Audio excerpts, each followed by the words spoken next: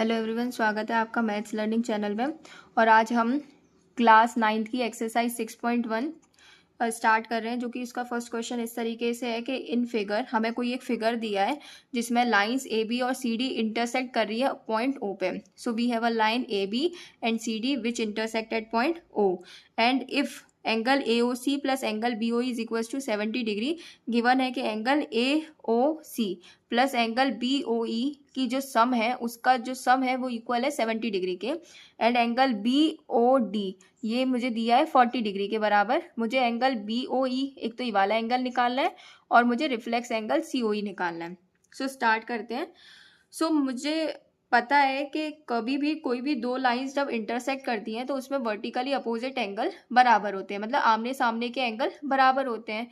सो मेरे पास A B और C D दो लाइंस हैं, इसीलिए इसमें जो वर्टिकली अपोजिट एंगल है, एक तो मेरे पास वर्टिकली अपोजिट एंगल है ये, एक है मेरे पास ये, तो ये दोनों आपस में बराबर होंगे। सिंस मुझे इसकी वैल्यू दी है 40 डिग्री के बराबर, इसलिए ये भी 40 डिग्री के बराबर होगा। सो इसको मैं लिखूंगी कि एंगल ए ओ सी बराबर होगा एंगल बी ओ डी के। ये किससे हुआ है? वर्टिकली अपोजिट एंगल से हुआ है। सो मैं आगे लिख दूंगी कि मेरे पास angle, since angle B O D, तो मेरे पास 40 डिग्री गिवन है, ये मेरे पास 40 डिग्री है, इसलिए एंगल ए ओ सी की वैल्यू 40 डिग्री हो जाएगी। इसलिए एंगल ए ओ सी मेरे पास आ जाएगा 40 डिग्री।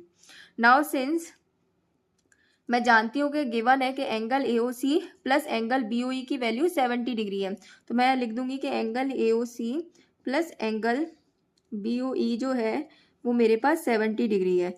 नाउ सिंस अभी मैंने एंगल ए ओ सी की वैल्यू निकाली है जो कि 40 डिग्री है, वो मैं यहाँ रख दूंगी, तो यहाँ लिख दूंगी मैं ए ओ सी की जगह 40 degree plus angle B O E, और ये मेरे पास आ जाएगा 70 डिग्री के बराबर। सो एंगल बी ओ ई मेरे पास आ जाएगा 70 डिग्री। सिंस यहाँ ये प्लस का है 40 डिग्री, इस तरफ आएगा तो माइनस का आ जाएगा 40 डिग्री। सो मेरे पास एंगल बी ओ ई जो आ जाएगा 70 माइनस 40, 30 डिग्री मेरे पास आंसर आ जाएगा। सो मुझे निकालना था एंगल बी ओ ई की वैल्यू। सो मेरे पास एंगल बी ओ ई की वैल्यू आ चुकी है 30 डिग्री। सो ये एक मेरा आंसर है। Next we want to find the value of reflex of angle C O E. तो रिफ्लेक्स निकालना है सी ओ ई, तो सी ओ ई का रिफ्लेक्स क्या होगा? जैसे सी ओ ई का रिफ्लेक्स होगा सी ओ ई को छोड़ के बाकी सारा एंगल। सो सी ओ ई का रिफ्लेक्स निकालने के लिए मुझे सबसे पहले एंगल सी ओ ई पता होना चाहिए। नाउ सिंस आप जानते हैं कि ए बी और सी डी दो रे है, तो सबसे पहले मैं ए बी लाइन कंसीडर करूंगी। सिंस इसको थोड़ी देर के लिए आप लोग भूल जाना, क्या ये ओ सी एक रे नहीं है? तो हम जानते हैं कि since O C is a ray standing on the line A B, एक ओ सी जो है एक रे है जो स्टैंड कर रही है लाइन ए बी के ऊपर। Therefore by linear pair axiom से angle A O C plus angle C O B की वैल्यू कितनी होगी? 180 डिग्री। हम जानते हैं स्ट्रेट लाइन पे जो एंगल बनता है वो 180 डिग्री का होता है। सो हम इसको आगे लिखेंगे, सिंस ओ सी रे ओ सी स्टैंड्स ऑन लाइन, किस लाइन पर स्टैंड कर रही है? ओ सी ए बी लाइन के ऊपर, हम लिख देंगे ए बी। इसीलिए therefore angle A O C, तो angle A O C plus angle C O B, यहाँ लिखूंगी मैं एंगल सी ओ बी, इसकी वैल्यू कितनी हो जाएगी? 180 डिग्री। और मुझे यहाँ पर रीज़न लिखना पड़ेगा, तो ये रीज़न है कि लीनियर पेयर एक्सॉइम। और जिस किसी ने भी अगर लीनियर पेयर एक्सॉइम नहीं पता हो सो मेरी पुरानी वीडियोस जाके देख सकता है।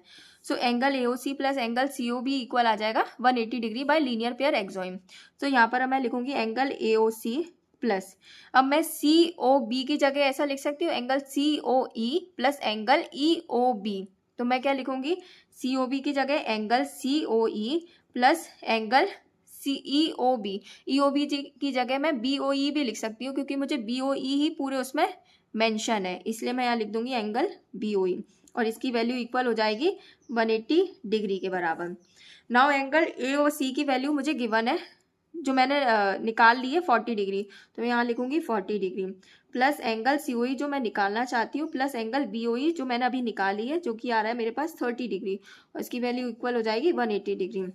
तो angle C O E plus, अब 40 डिग्री प्लस 30 डिग्री इक्वल होता है 70 डिग्री, और ये मेरे पास इक्वल आ जाएगा 180 डिग्री। तो मेरे पास एंगल COE की वैल्यू जो आ जाएगी मेरे पास कितनी आ जाएगी, 180 माइनस इस 70 डिग्री या प्लस का इस तरफ आके माइनस का 70 डिग्री, तो मेरे पास ये इक्वल आ जाएगी 110 degree. Since I don't want to find the value of angle COE but we want to find the value of reflex of angle COE. So to find the value of reflex of angle COE, it is mandatory to find the angle COE. So angle COE मेरे पास आ गया है, so अब मैं निकाल लूँगी reflex angle COE। आपको किसी भी एंगल का रिफ्लेक्स निकालना हो तो आपको क्या करना है, 360 डिग्री माइनस करना है उस एंगल से। एंगल COE का निकालना चाह रही है तो COE माइनस कर दूंगी। सो ये आ जाएगा equal 360 degree minus angle COE मेरे पास आ गया 110 डिग्री, तो मैं यहाँ लिख दूंगी 110 डिग्री।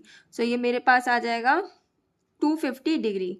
तो मेरे पास रिफ्लेक्स एंगल COE की वैल्यू आ गई मेरे पास 250 डिग्री। सो इस तरीके से मैं रिफ्लेक्स एंगल और एंगल BOE मैंने निकाल लिया है, जो कि एक्सरसाइज 6.1 का NCERT का क्वेश्चन नंबर फर्स्ट था। आई होप आप लोगों को ये वीडियो समझ में आई होगी और इन्फॉर्मेटिव लगी होगी। सो अगर आपको ये वीडियो इन्फॉर्मेटिव लगी हो तो please like share and subscribe करें। Thank you.